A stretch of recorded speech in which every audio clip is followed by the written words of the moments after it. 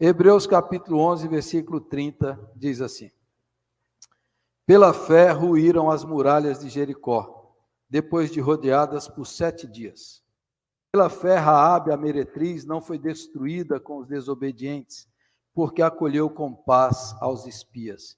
E o que mais direi? Certamente me faltará o tempo necessário para referir o que há a respeito de Gideão, de Baraque, de Sansão, de Jefté, de Davi, de Samuel e dos profetas, os quais, por meio da fé, subjugaram reinos, praticaram a justiça, obtiveram promessas, fecharam a boca de leões, extinguiram a violência do fogo, escaparam ao fio da espada, da fraqueza tiraram força, fizeram-se poderosos em guerra, puseram em fuga exércitos de estrangeiros, mulheres receberam pela ressurreição os seus mortos, alguns foram torturados, não aceitando o seu resgate, para obterem superior ressurreição. Outros, por sua vez, passaram pela prova de escárnios e açoites, sim, até de algemas e prisões. Foram apedrejados, provados, cerrados pelo meio, mortos a fio de espada, andaram peregrinos, vestidos de peles de ovelhas e de cabras, necessitados, afligidos, maltratados, homens dos quais o mundo não era digno, errantes pelos desertos, pelos montes, pelas covas, pelos antros da terra. Ora, todos esses que obtiveram bom testemunho por sua fé, não obtiveram, contudo, a concretização da promessa, por haver Deus provido coisa superior a nosso respeito, para que eles sem nós não fossem aperfeiçoados. Amém. Senhor, aplica essa palavra em nosso coração, em nome de Jesus. Amém. A carta aos Hebreus foi escrita, como o nome já diz, aos Hebreus, judeus convertidos a Cristo, que estavam passando por uma crise.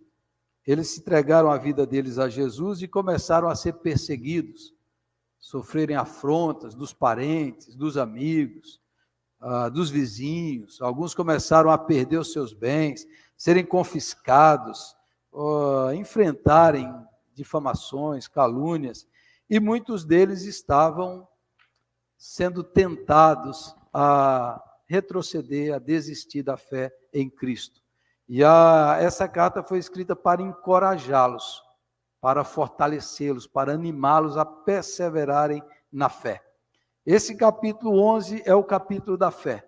Ele está escrevendo para hebreus que conhecem o Antigo Testamento, e aí ele vai mostrar como eles têm que perseverar na fé, têm que manter a fé firme no Senhor, e ele vai explicando. Hebreus vai dizendo assim, olha, a antiga aliança, ela era inferior, agora vocês estão numa aliança superior, melhor, que a aliança completa, a aliança com Cristo. E aí ele vai usar o exemplo dos homens do Antigo Testamento. Ele começa no capítulo 11, definindo o que é fé, e começa ali desde Abel, desde Enoque, passando por Noé, chegando ali nos patriarcas, Abraão, Isaque, Jacó, que eu falei hoje de manhã, Moisés. Ele vai dando exemplo, veja como esses homens perseveraram na fé, como pela fé eles lutaram, eles batalharam, eles venceram. Olhem o exemplo deles. Aí ele chega nesse ponto aqui em que eu li, que ele chega assim, vai, nossa, se eu for falar todo mundo, não vai dar, o tempo não dá. E ele faz um resumo de tudo aquilo, faz um resumo desses irmãos. Ele diz assim, olha, lembre de Josué? Josué rodou as muralhas de Jericó em silêncio, depois gritou e as muralhas ruíram pela fé em Deus. Lembra de Raabe, a meretriz, lá de Jericó, que acolheu os espias, que os salvou, que os livrou, e porque ela creu no Deus de Israel, ela e sua família foi salva. Ele vai dando os exemplos. E no versículo 32, vai, e o que mais direi? Me falta tempo para falar de todos. Aí ele cita Gideão, aquele que fala assim, quem sou eu para Deus usar? Eu sou mais pobre da família mais pobre. Esse Gideão, com exército de 300 homens, vai vencer um exército de 30 mil. Esse Gideão. Baraque, também medroso, acovardado, com medo, e Débora, a juíza, vai Baraque, enfrenta o exército. E o Baraque vai. Sansão, o grande homem forte de força, o voto de Nazireu, separado desde o ventre, que tinha o voto de não cortar cabelo, não tomar bebida alcoólica, era o voto do Nazireu. Sansão, mas pecou, falhou, frustrou, foi preso, furaram os seus olhos, mas na hora da morte ele clama a Deus, ele suplica ao Senhor, e o Senhor ouve, o Senhor socorre, o Senhor dá vitória, e ali na hora da morte, ele vence os inimigos de Deus. Jefté, literalmente o filho da prostituta, literalmente excluído, rejeitado, abandonado, é o Jefté que vai ser o grande juiz, que vai libertar Israel dos seus inimigos. Jefté, Davi, ele já vai para Davi, o rei de Israel, o amado do Senhor. Samuel, o primeiro juiz, ele, o primeiro sacerdote que vai organizar Israel, e os profetas, ele resume os profetas, e os profetas. Aí ele resume a ação desses homens. Versículo 32, os quais por meio da fé subjugaram reinos, os juízes venceram reinos, derrubaram reis, derrubaram reinados ímpios. Davi venceu muitos reis, praticaram a justiça. Quando Samuel se tornou juiz, o sacerdote de Israel, praticou a justiça, amparou o órfão, socorreu a viúva, defendeu o imigrante, alimentou o pobre, praticaram a justiça. Samuel estabeleceu a justiça em Israel enquanto ele esteve como juiz, praticaram a justiça. Obtiveram promessas, muitos obtiveram promessas de Deus, como Abraão, como Davi, como Gideão, tudo o que o Senhor prometeu. Fecharam a boca de leões. Sansão venceu um leão, você não sabe disso, mas venceu. Davi matou um leão, mas a gente conhece principalmente, talvez ele esteja se referindo a Daniel, quando foi jogado na cova dos leões, e os leões não fizeram nada a Daniel, e ali o Senhor fechou, os anjos do Senhor fecharam a boca dos leões, e o Daniel foi preservado. Extinguiram a violência do fogo. Está falando aqui de Sadraque, Mesaque, Abdinego, os amigos de Daniel foram jogados na fornalha por Nabucodonosor, por terem se recusado a adorar a imagem de Nabucodonosor, foram lançados na fornalha, e quando eles olharam lá, eles estavam passeando, e tinha um quarto homem semelhante ao Filho de Deus, andando com eles, e o fogo não os queimava, nem cheiro de pele queimada, de cabelo queimado, nada, porque o Senhor estava com eles, e eles extinguiram a violência do fogo. Escaparam ao fio da espada, como Elias escapou ao fio da espada de Jezabel, que matou muitos profetas do Senhor. Escaparam ao fio da espada, da fraqueza tiraram força, como Sansão, os olhos furados, aprisionado lá, já sem força, porque quebrou o voto do Senhor, sem forças. Mas ele clamou ao Senhor, e o Senhor deu força para ele, e ele subjugou os exércitos dos midianitas, e na sua morte ele teve uma grande vitória. Da fraqueza tiraram forças, fizeram-se poderosos em guerra, quanto Josafá, Ezequias, o próprio Davi. Quantos venceram na guerra, o Senhor estava com eles, deu vitória. Josué e tantos outros na guerra obtiveram. Puseram em fuga exércitos de estrangeiros. Quando o exército de 1 milhão de homens de Senaqueribe secou Jerusalém, vamos destruir tudo isso aí, vamos trilhar Israel, vamos acabar com tudo isso. O Ezequias foi lá e orou ao Senhor, e o Senhor mandou um anjo e feriu 185 mil capitães do exército de Senaqueribe, e eles voltaram, e o Senhor falou assim: por onde ele veio, ele vai voltar, eu vou pôr um freio na sua boca e um anzol no seu nariz, e nenhuma flecha vai atingir Jerusalém, e por onde ele veio, ele vai voltar. E o Senaqueribe, quando chegou na sua terra, foi adorar o Deus Dagon. Lá no templo, o filho dele o matou, porque ele afrontou o Deus de Israel. Eles puseram em fuga exércitos de estrangeiros, como Josafá. Na batalha o Senhor deu vitória para ele através do louvor. Mulheres receberam pela ressurreição seus mortos. A viúva de Sarepta com Elias, que o filho morreu e Elias foi lá e o menino viveu. A viúva sunamita com Eliseu, que o menino morreu e Eliseu orou e o menino voltou a viver. Mulheres receberam pela ressurreição seus mortos. Agora observe que aqui há uma mudança no teor, no versículo 35. Até agora ele falou daqueles que venceram as adversidades, os problemas pela fé. Agora ele vai falar aqueles que sofreram pela fé. Aqueles que sofreram pela fé. Alguns foram torturados, não aceitando o seu resgate para obterem superior ressurreição. Muitos foram torturados, muitos profetas, muitos foram torturados, foram mortos. Outros, por sua vez, passaram pela prova de escárnios e açoites. Jeremias foi lançado numa cisterna, irmãos. Numa cisterna não, numa fossa. E ele ficou atolado até o pescoço. A gente diz assim, lama, mas foi outra coisa. Bateram na cara do Jeremias, do Miqueias, esbofetearam. Provas de escárnios e açoites, sim, até de algemas e prisões. E aqui está falando da antiga aliança. Se você entrar na nova aliança, aí a coisa multiplica por 10.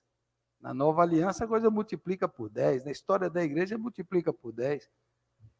Foram apedrejados, profeta Zacarias, foram apedrejados, provados, cerrados pelo meio. Não está na Bíblia, mas a tradição judaica conta que o profeta Isaías foi cerrado vivo.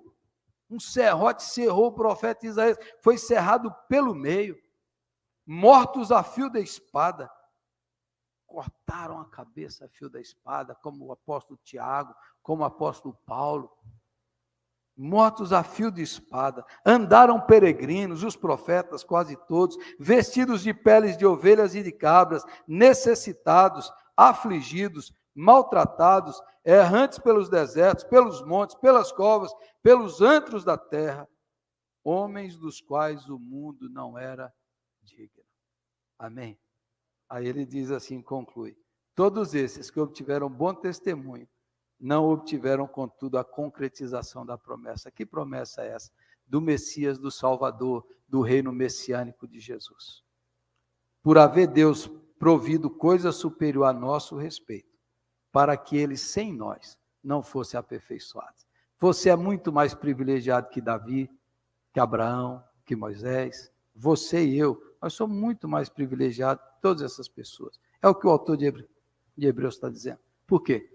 Porque vocês nasceram depois do Salvador, depois do Messias, depois do Deus encarnado. Vocês ouviram e conheceram a mensagem da cruz, o Cristo ressurreto, o Cristo vivo, o Salvador, a revelação completa, definitiva, plena de Deus, é Jesus Cristo. Então, Jesus Cristo, que é o perfeito, é que aperfeiçoa a antiga aliança, os antigos que viveram, e nós que cremos em Jesus, somos um só povo com eles. Eles foram salvos pela fé em Jesus, pela fé nos tipos, nas figuras, nas representações, nas sombras, nos sacrifícios, na expectativa do Salvador. Nós já somos salvos pela fé do Salvador que veio, que morreu e que voltará para nos levar. Então eles sem nós não podiam ser aperfeiçoados, porque nós fazemos parte de um só povo, uma só família, uma só igreja, aperfeiçoados em Cristo Jesus, o nosso Senhor. Amém? 4 verdades, para você guardar aqui desse texto, para o seu coração, rapidinho. 4 verdades. Todos esses homens, todas essas mulheres, usadas por Deus de maneira maravilhosa, eram pessoas imperfeitas. Nenhum deles foi perfeito, nenhum deles. Às vezes a gente olha para essas histórias e fala, uau, eu queria, eu posso, mas quem sou eu? Eu tenho isso, eu tenho esse defeito, eu tenho essa fraqueza, eu tenho essa deficiência, quem sou eu?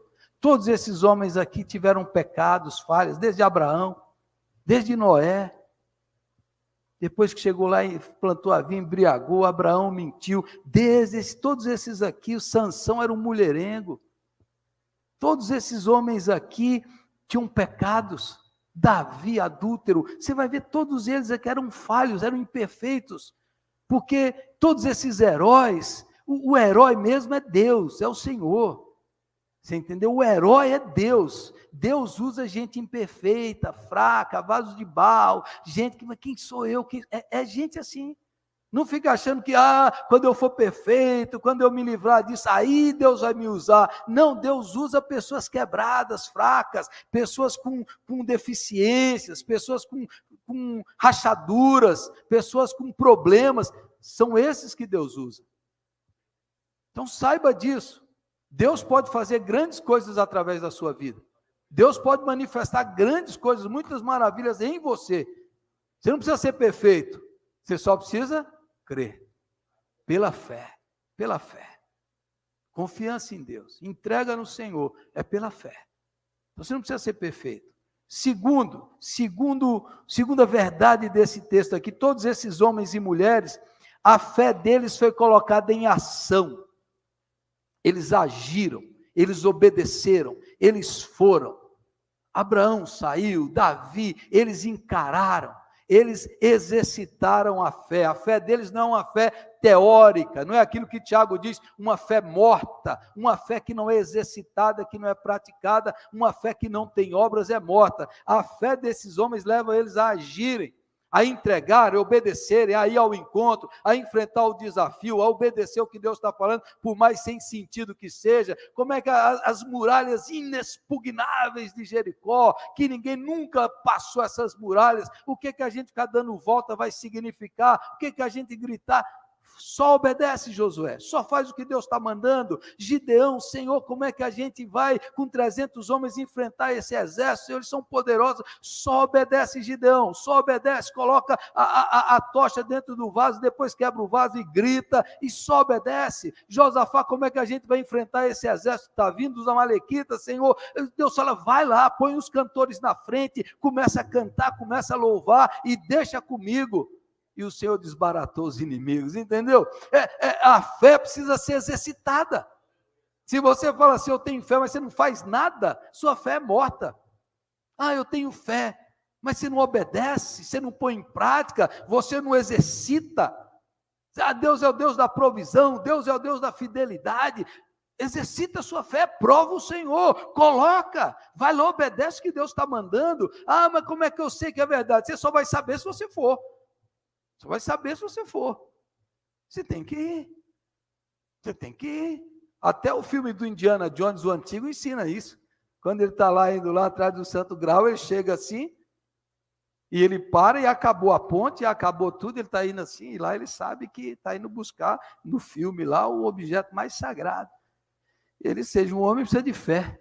A mensagem é essa. E ele está vendo o abismo, e aí o Indiana Jones fecha os olhos, e fala isso, você coloca o pé e Deus coloca a ponte.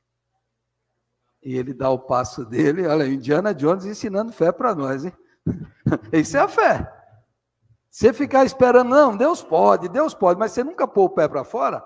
O Pedro andou sobre as águas, porque ele pôs o pé para fora. Ele teve a coragem de ir. Você ficar falando assim, Deus faz, mas você não ora, você não põe em prática, não obedece, não faz nada. Você nunca vai ver a fé, o poder de Deus na sua vida. Na passividade, na quietude, você nunca vai ver a operação de Deus sem exercitar a sua fé. Para fazer isso. Todos esses aqui fizeram, foram, enfrentaram, encararam. O Davi enfrentou o gigante, foi lá e enfrentou. Foi lá e obedeceu, colocou. Quem tem fé, obedece, crê. Terceira verdade, a fé no Senhor nem sempre nos garante que tudo dará certo do ponto de vista humano, que você vai ter sucesso humano.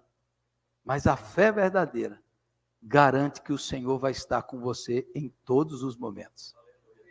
Essa mudança aqui, eu gostaria de fazer parte do primeiro grupo. Venceram, conquistaram reinos, botaram os exércitos. Essa primeira parte todo mundo quer. Mas tem a segunda parte. A primeira parte foram livres da morte, foram protegidos, venceram os inimigos. Mas a segunda parte não. Foram mortos a fio da espada, foram torturados, foram apedrejados, alguns morreram. Mas o que é a fé verdadeira? É que no meio da prova, a presença de Deus dá força, dá graça, dá ânimo, dá suporte, dá consolação, para você enfrentar a batalha sem descrer, sem duvidar, sem esmorecer, sem desanimar. Essa é a fé verdadeira. A fé que aguenta, que tem a resiliência, que tem a perseverança, que fala, pode vir o que vier, Deus está comigo. É a fé de Sadraque, Mesaque e Abdinego. Quando Nabucodonosor acendeu a fornalha, vocês não vão adorar? Não vão adorar. Saiba, ó rei, que se Deus quiser, a gente vai morrer aí, queimado, virar churrasco. Mas se ele não quiser, ele vai nos livrar dessa fornalha. Mas saiba de uma coisa, morrendo ou não morrendo, Deus é Deus e nós nunca vamos te adorar. Morrendo ou não morrendo, eu sei em quem tenho crido, eu confio nele, ele é o meu Deus, ele está comigo e o Senhor estava com eles, entendeu? É essa segunda fé. E aí tem uma frase que eu gosto muito que diz assim: esse primeiro grupo, eles foram honrados pela fé. O segundo grupo, a vida deles honrou a fé. Você entendeu?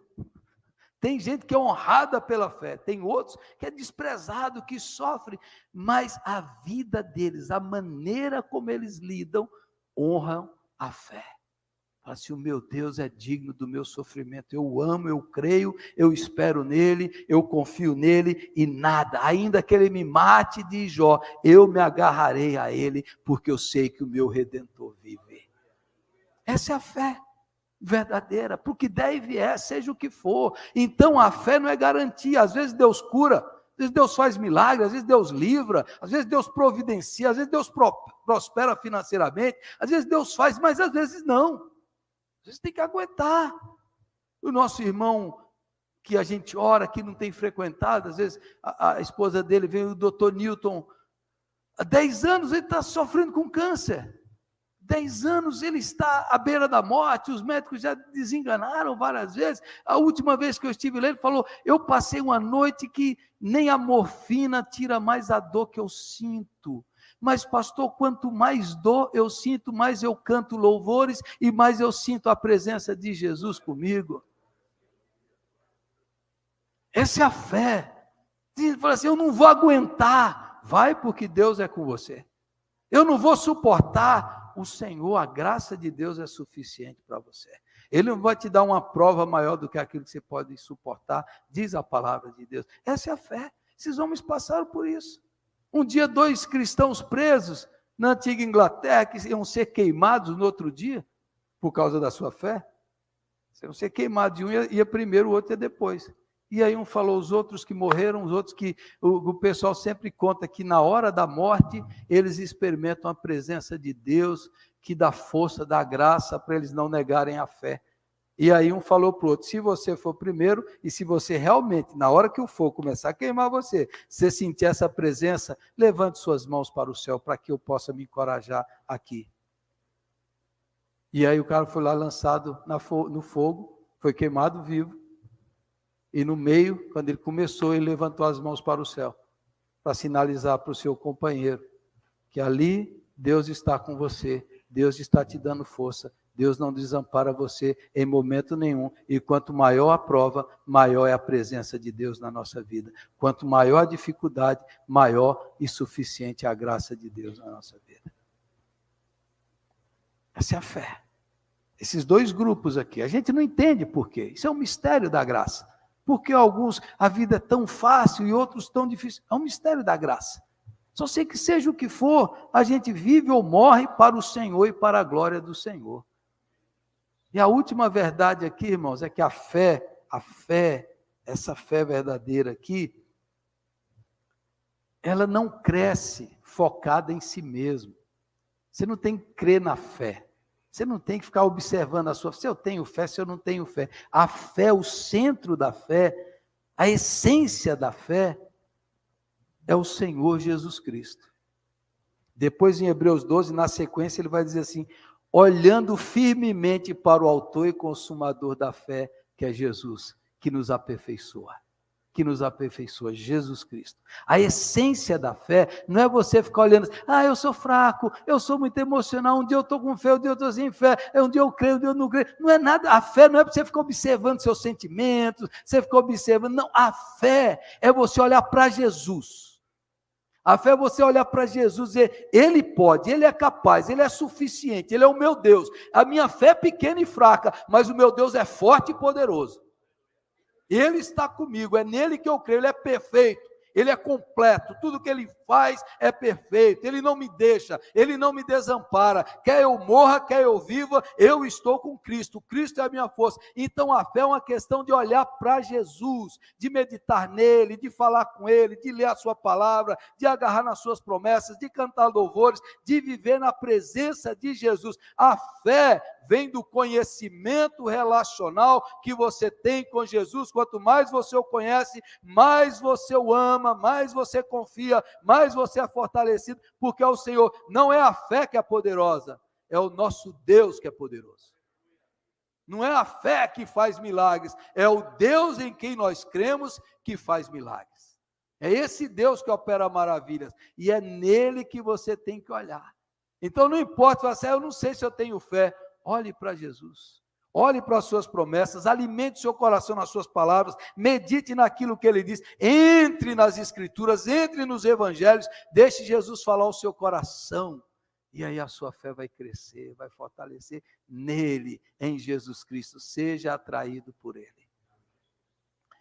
Como eu falei no começo, há 164 anos, um jovem deixou a sua terra, seu país, na Pensilvânia, nos Estados Unidos, jovem de uma família, seu pai era médico, político, família de alto padrão social, mas o avô dele também era pastor, o pai da sua mãe, criado na igreja presbiteriana, um jovem, estudou, faculdade, com 19 anos, falou, acho que eu vou ser professor, saiu de casa, um ano, dando aula no outro lado dos Estados Unidos, no sul dos Estados Unidos, mas ele ainda não sabia o que ele queria, voltou depois de um ano, eu acho que não é professor que eu quero ser, ele ainda não tinha o lugar dele na vida, não tinha o propósito da vida dele, ele voltou, falou, acho que eu vou estudar direito, vou ser advogado, começou a estudar direito, ele era crente, mas aí aconteceu um avivamento na igreja presbiteriana, um grande avivamento espiritual,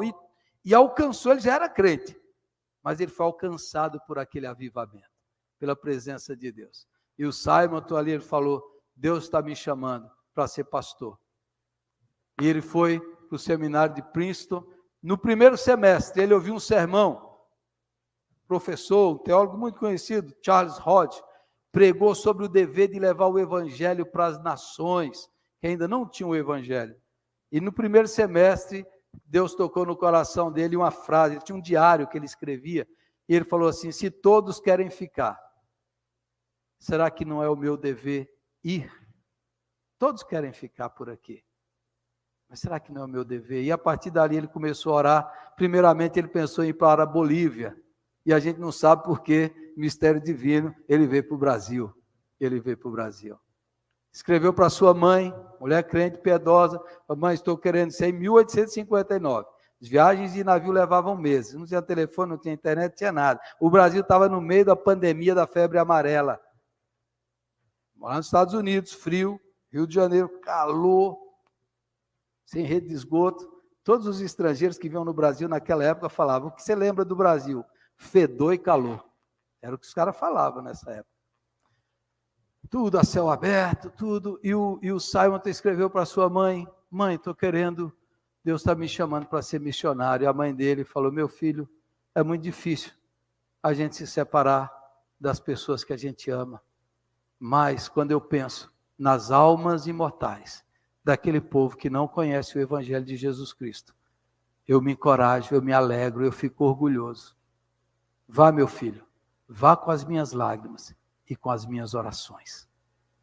E ele foi. E ele veio. 27 anos, solteiro, sozinho, sem falar português. Depois de alguns meses, de uma viagem tumultuada, ele chegou no Rio de Janeiro. Quando você olha para o diário desse jovem, você acha que você vai encontrar lá um gigante, um herói.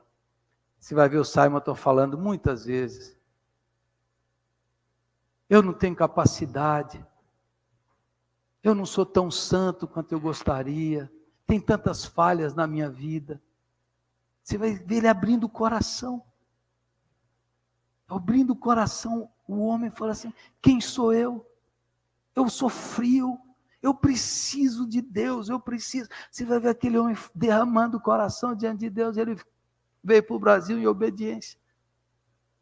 Em 1862, depois de 3 anos, depois de 1 ano ele aprendeu a falar português, depois de 3 anos ele recebe 2 pessoas na igreja, um americano e um português. E aí ele sabe que a mãe dele está muito ruim de saúde, à beira da morte, e os amigos vão, vai Simon, vai, e ele vai. Quando ele chega, sua mãe já tinha morrido, e aí naquele tempo nos Estados Unidos, ele conhece uma moça, em 4 meses ele conhece, ele namora, ele noiva, ele casa, e ele traz a moça para o Brasil. Ellen, vem para o Brasil, 1 ano de felicidade, alegria.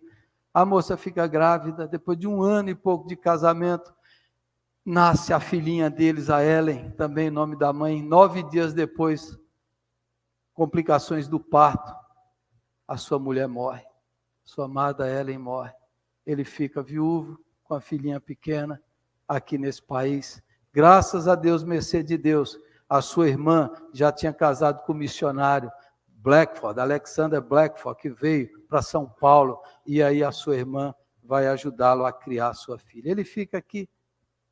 Em 1867, quase 8 anos depois, 7 anos e pouco depois no Brasil, ele está doente e chama ele para ir para São Paulo. Ele vem para São Paulo, e aqui a doença agrava, ele começa a ficar ruim, à beira da morte. A sua irmã fala, está à beira da morte. O que você diz para os nossos parentes? Ele diga a eles que eu os amo muito. O que você diz para a igreja do Rio que você plantou? Diga para eles que Deus vai levantar outro, que a obra de Deus nunca para. Deus sempre levanta outras pessoas. O que você diz para a missão que te enviou?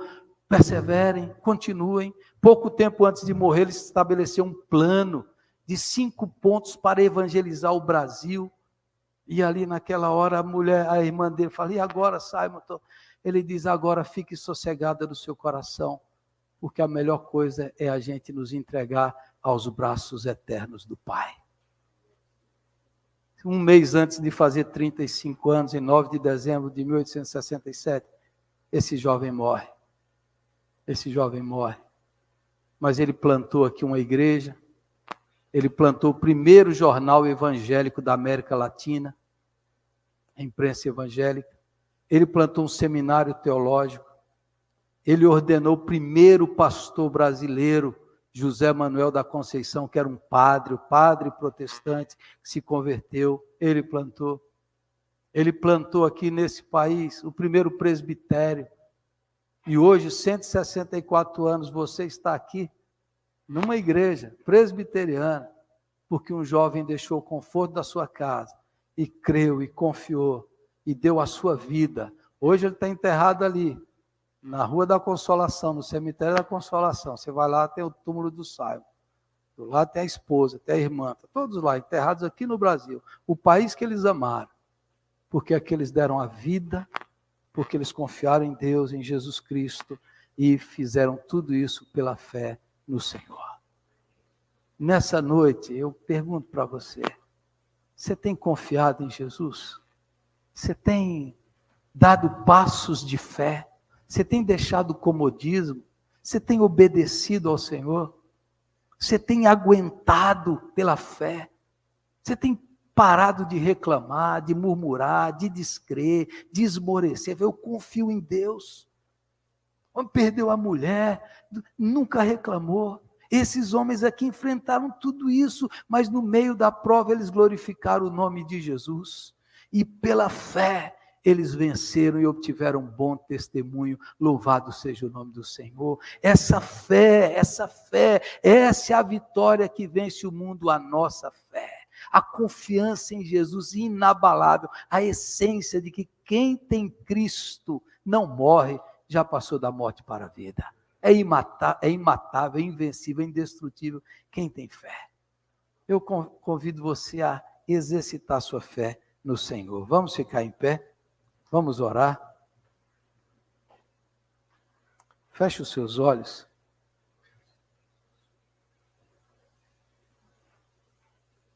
Esses homens obtiveram bom testemunho. O Simonton plantou uma igreja que hoje tem milhões de pessoas convertidas. Ele obedeceu a Deus. Ele obedeceu a Deus.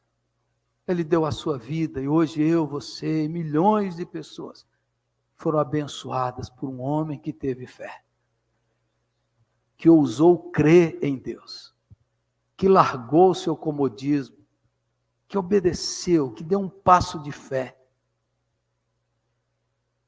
que creu no que Deus estava mandando fazer, que falou, se o Senhor livrar, Ele é Deus, mas se não livrar, Ele continua sendo Deus. A minha vida não é mais minha, a minha vida é de Jesus.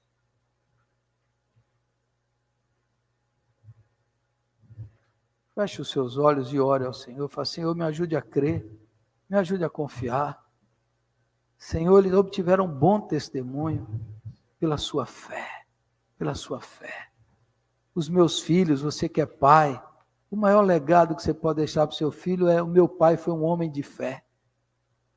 Um homem que confiou em Deus em todas as horas. Um homem que esperou em Deus, que viveu em Deus. O maior patrimônio, o maior legado que você pode deixar para o seu filho é: meu pai foi um homem de fé. Meu pai me ajudou a confiar em Jesus. A minha mãe me ensinou a confiar em Jesus. Uma mãe de fé, um pai de fé é o que nós precisamos. Senhor, nosso Deus, nosso Pai.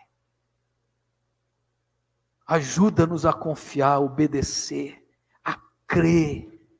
Crer no incrível, esperar o impossível, a ver o invisível, porque nós não vivemos pelas coisas que se veem, nós vivemos por aquilo que não se vê. Fé é a certeza daquilo que não se vê, é a certeza plena, é a convicção inabalável que o Senhor está vivo, que o Senhor nos ama, que Jesus morreu para me salvar, que Jesus não me deixa. Deus amado, ajuda-nos a nos agarrar na tua promessa, a vivermos uma vida com sentido, com propósito, a vivermos essa vida fortalecidos no Senhor e na força do seu poder. Tira a dúvida, tira a incredulidade, tira, Senhor, o esmorecimento existencial, e, ó Deus, que essa semente da fé cresça. Ajuda-nos a olhar, abrir os olhos e ver Jesus Cristo, nosso Senhor, agindo em nossa vida poderosamente, realizando coisas incríveis, coisas maravilhosas em nós, por nós e através de nós. Senhor, ajuda os teus filhos a superarem os obstáculos, a enfrentarem as lutas, a aguentarem as batalhas, confiados no Senhor Jesus Cristo. Que os teus filhos saibam que quem está em Cristo é invencível, é indestrutível, é imatável, porque a morte já foi vencida. Quem está em Cristo já entrou na vida eterna. Quem tem Cristo já tem tudo. Ajuda-nos, ó Deus, a vivermos dessa maneira. Ajuda-nos a termos bom ânimo, coragem. Coragem, Senhor, confiança que o Senhor é conosco. Louvado seja o teu nome. Abençoe a igreja, abençoe essa igreja, desperta essa igreja, desperta o teu povo, Senhor. Nessa semana vimos, ouvimos e testificamos tantas coisas maravilhosas, mas tantas batalhas, tanto ataque do inimigo, furioso contra o teu povo orando, mas a igreja não para. A igreja é invencível, a igreja é indestrutível, a igreja só cresce no poder de Jesus e para a glória de Jesus. O sangue dos mártires é a semente da igreja.